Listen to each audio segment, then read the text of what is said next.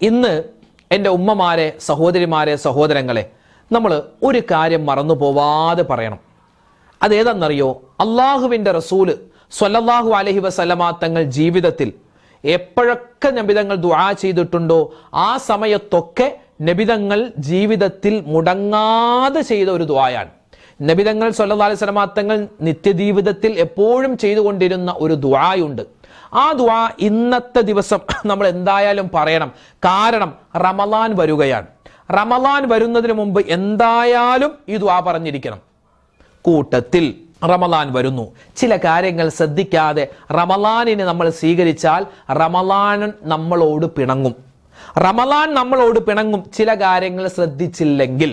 കൂട്ടത്തിൽ ഇന്നത്തെ മഗ്‌രിബിന് മുമ്പ് ഇനി പറയാൻ പോകുന്ന ചില കാര്യങ്ങൾ ശ്രദ്ധിക്കണേ. ശ്രദ്ധിച്ചാൽ ഒരുപാട് നേട്ടങ്ങൾ നമുക്ക് ദുനിയാവിലും ആഖിറത്തിലും അള്ളാഹു തരും. അപ്പൊ ഇൻഷാ അല്ലാഹ് ഒരുപാട് കാര്യങ്ങൾ നമ്മൾ ചർച്ച ചെയ്യുന്ന ഈ ക്ലാസ് അവസാനം വരെ കാണാനും മറ്റുള്ളവർക്ക് എത്തിച്ചു കൊടുക്കാനും വിട്ടുപോവണ്ട, മറന്നുപോവണ്ട. ഇൻഷാ അല്ലാഹ് ക്ലാസ്സിലേക്ക് നമുക്ക് കിടക്കാം.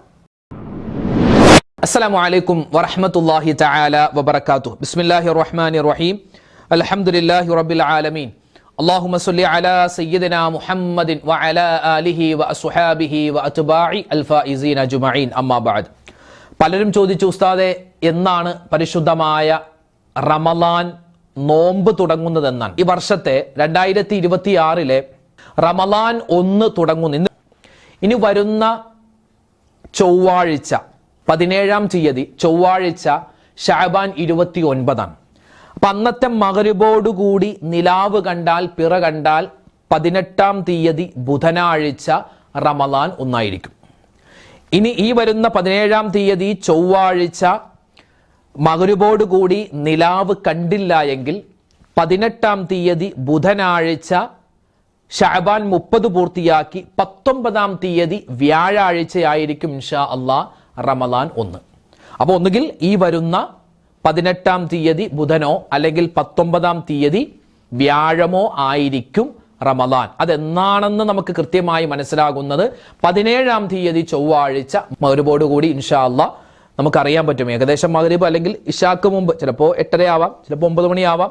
പല വർഷങ്ങളിലും നമുക്ക് അനുഭവമുണ്ട്. ഇപ്പോൾ കഴിഞ്ഞതിൻ്റെ മുമ്പത്തെ വർഷം 9 മണിയൊക്കെയായി ഖാദിമാരുടെ അടുക്കൽ വിശ്വാസയോഗ്യമായ നിലയിൽ വിവരമെത്താനും അവർ അത് ഉറപ്പിക്കാനൊക്കെ ഏകദേശം ഒരു 9 മണിയായി എന്നാണ് തോന്നുന്നത്. അപ്പം അങ്ങനെ അത്രത്തോളം താമസിക്കാം. എന്നാലും ഇൻഷാ അല്ലാഹ് നമുക്ക് അറിയാൻ പറ്റും ഈ വരുന്ന ചൊവ്വാഴ്ച. പലരും അപ്പോൾ ഏകദേശം റമളാനൊക്കെ നമ്മുടെ വാതിൽപ്പടിയിൽ എത്തിയിട്ടുണ്ട്. പലരൊക്കെ പറയാതെ പറയുന്നൊരു കാര്യമുണ്ട്, മനസ്സിൽ കൊണ്ട് നടക്കുന്ന ചില കാര്യമുണ്ട്. അതിൽപ്പെട്ടതാണ് ഈ വരുന്ന ചൊവ്വാഴ്ച ശഅബാൻ 29. അന്ന് നിലാവ് കണ്ടാൽ ബുധനാഴ്ച റമളാൻ 1. നോമ്പ് തുടങ്ങുന്നു എന്ന് പറഞ്ഞാൽ പിന്നെ പരസ്യമായിട്ട് ഭക്ഷണം കഴിക്കാൻ പറ്റൂല, ചായക്കടയിൽ പോകാൻ പറ്റൂല, പിന്നെ നോമ്പായി, പിന്നെ ഒരു ക്ഷീണം. നോമ്പെന്ന് കേൾക്കുമ്പോൾ തന്നെ ഒരു ക്ഷീണം പോലെയൊക്കെ.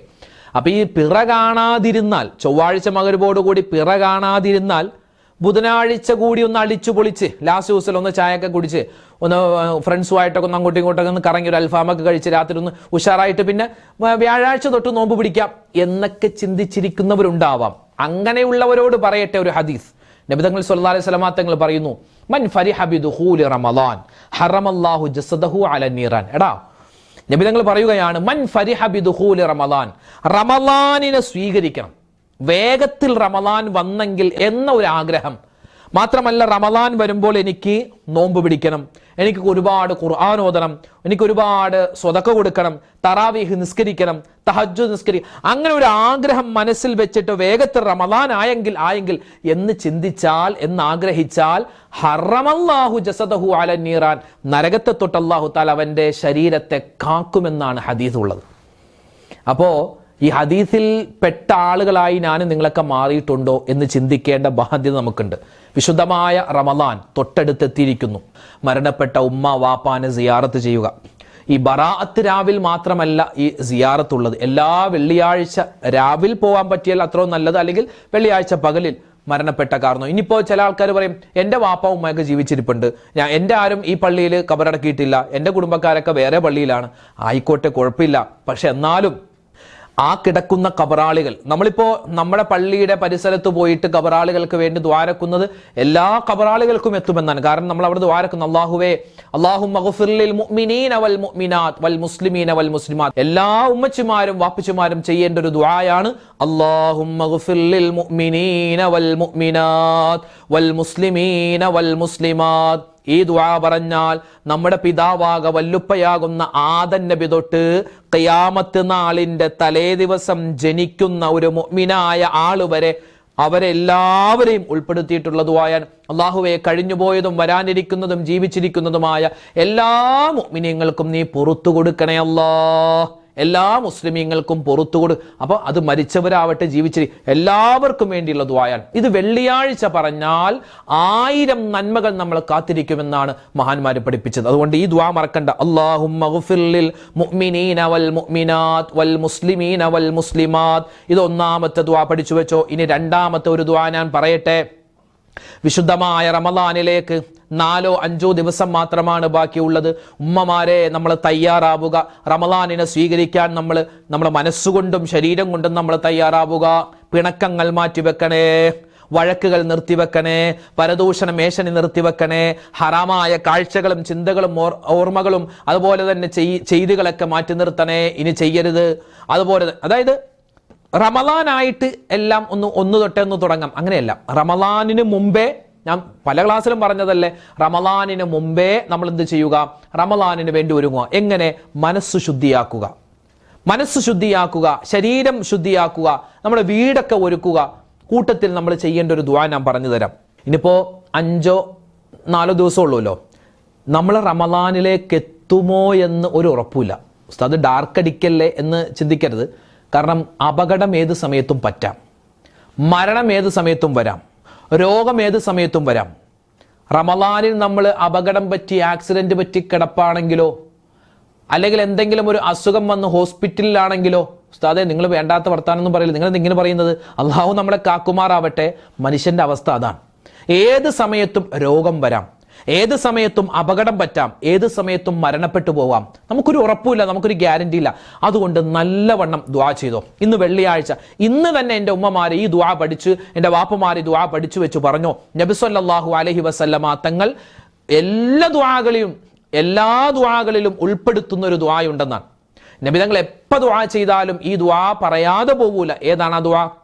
നിങ്ങൾക്ക് സ്ക്രീനിൽ കാണാം. അല്ലാഹുമ്മ ഇന്നി അസ്അലുക്കൽ ആഫുവ വൽ ആഫിയത ഫിദ്ദുനിയ വൽ ആഖിറ. എങ്ങനെ? അല്ലാഹുമ്മ ഇന്നി അസ്അലുക്കൽ ആഫുവ വൽ ആഫിയത ഫിദ്ദുനിയ വൽ ആഖിറ.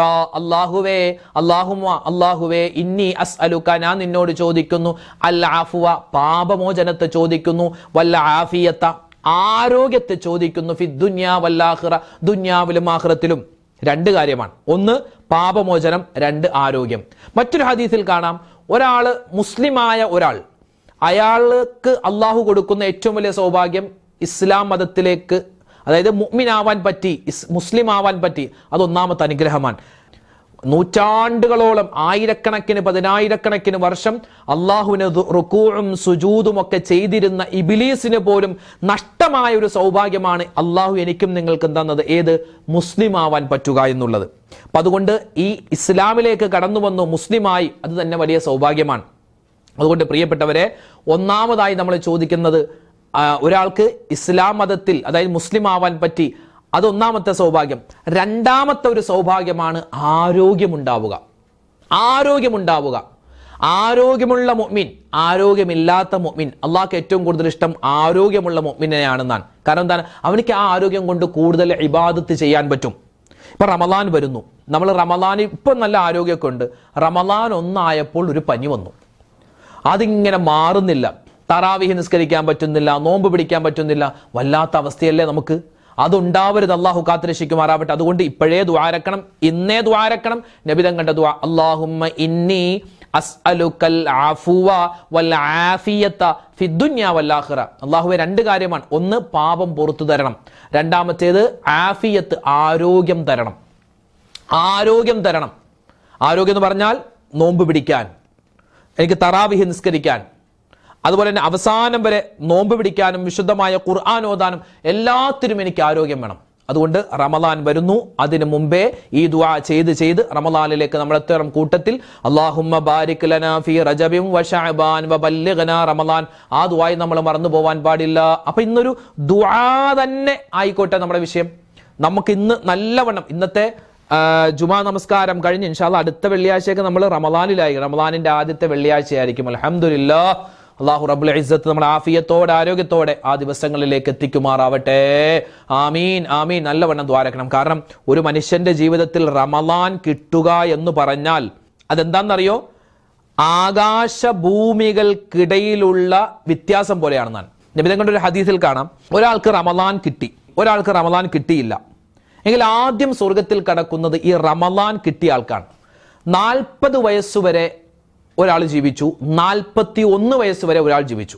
രണ്ടുപേരും തുല്യമായ രൂപത്തിലാണ് 40 വയസ്സ് വരെ ഇബാദത്ത് ചെയ്ത്. ഇയാൾ നിസ്കരിച്ചു, അയാൾ നിസ്കരിച്ചു. ഇയാളും ഖുർആൻ ഓതി, 40 വയസ്സ് വരെ തുല്യമാണെന്ന് വിചാരിക്കാം. ഒരാൾ 40ാമത്തെ വയസ്സിൽ മരണപ്പെട്ടു, മറ്റേ ആള് 41 മരണപ്പെട്ടത് എങ്കിൽ ആദ്യം സ്വർഗത്തിൽ കിടക്കുന്ന ആരാ? ഇയാളായിരിക്കും. കാരണം എന്താണ്? ഇയാൾ കൂടുതൽ നിസ്കരിച്ചത് കൊണ്ടല്ല, ഇയാൾ കൂടുതൽ ഖുർആൻ ഓതിയത് കൊണ്ടല്ല, മറിച്ച് ഇയാളുടെ ജീവിതത്തിൽ ഒരു റമളാനിനെ കൂടി സ്വീകരിച്ചു. അതാണ് പ്രത്യേകത. റമളാനിനെ സ്വീകരിച്ചു, ആ റമളാനിൽ ഒരുപാട് ഇബാദത്ത് ചെയ്തു. ആ ഒരൊറ്റ കാരണം കൊണ്ട് ഇയാൾക്കായിരിക്കും ആദ്യം സ്വർഗ്ഗം. എത്രത്തോളം അള്ളാഹുവിന്റെ മാർഗത്തിൽ യുദ്ധം ചെയ്യുന്ന ഷഹീദിനേക്കാൾ വേഗത്തിൽ സ്വർഗത്തിൽ കടക്കുന്നത് ജീവിതത്തിൽ ഒരുപാട് റമളാനുകൾ സ്വീകരിച്ച ആളായിരിക്കുമെന്നാണ്. അതുകൊണ്ട് പ്രിയപ്പെട്ട മുഅ്മിനീങ്ങളെ, പരിശുദ്ധമായ റമളാൻ വരികയാണ്.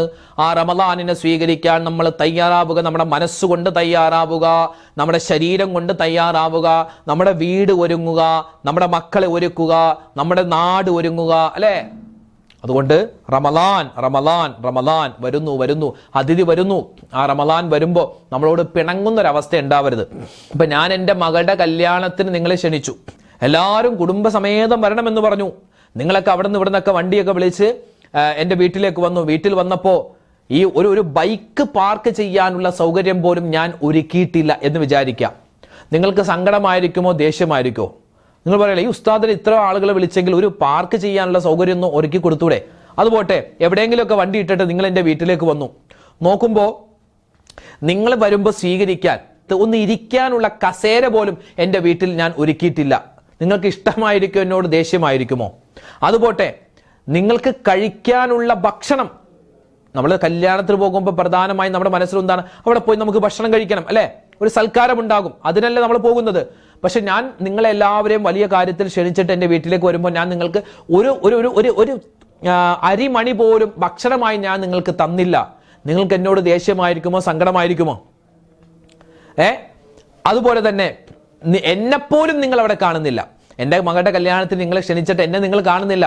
ഈ ഉസ്താദ് എവിടെ പോയി എന്ന് ചോദിക്കൂലേ? ഇയാൾ അവിടെ പോയി എന്ന് ചോദിക്കൂലേ?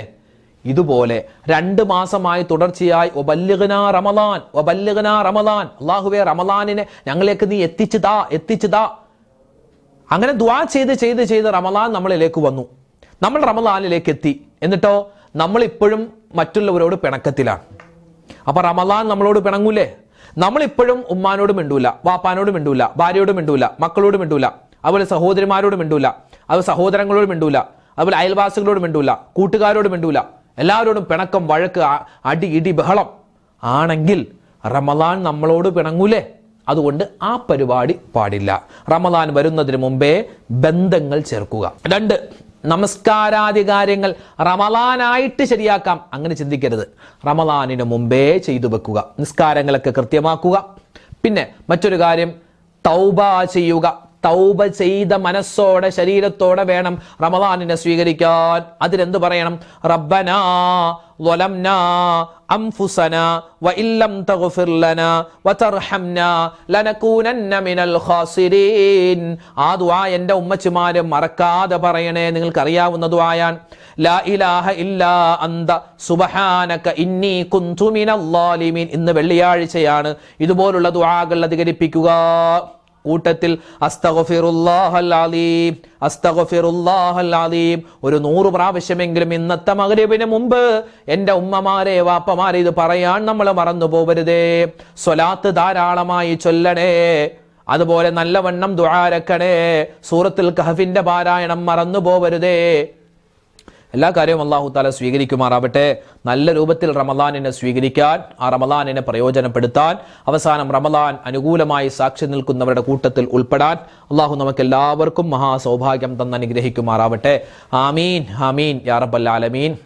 ഇൻഷാ അല്ലാഹ് നാളെ നമുക്ക് റമദാനിനെ എങ്ങനെ സ്വീകരിക്കണം, റമദാനിനെ നമ്മൾ എങ്ങനെയാണ് സ്വീകരിക്കേണ്ടത് എന്നുള്ള വിശാലമായ ചർച്ച ഇൻഷാ അല്ലാഹ് ഈ പരിശുദ്ധമായ 2026 റമദാനിനെ എങ്ങനെ നമ്മൾ സ്വീകരിക്കണം, എന്തൊക്കെ കാര്യങ്ങളാണ് ഇപ്പോഴേ ചെയ്തു വെക്കേണ്ടത്, അതുപോലെ റമദാൻ നമുക്ക് അനുകൂലമായി കിട്ടാൻ ഏതൊക്കെ കാര്യങ്ങൾ നമ്മൾ ശ്രദ്ധിക്കേണ്ടതുണ്ട്, വിശദമായി നമുക്ക് ചർച്ച ചെയ്യാം. അല്ലാഹു റബ്ബുൽ ഇസ്സത്ത് നമ്മളെല്ലാവരെയും ഖബൂൽ ചെയ്യുമാറാവട്ടെ.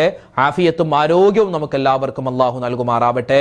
ആമീൻ യാ റബ്ബൽ ആലമീൻ. ഇൻഷാ അല്ലാഹ് നാളെ മറ്റൊരു വീഡിയോ ആയിട്ട് കാണാം. അതുവരേക്കും അസ്സലാമു അലൈക്കും വറഹ്മത്തുള്ളാഹി തആല വബറകാതുഹു.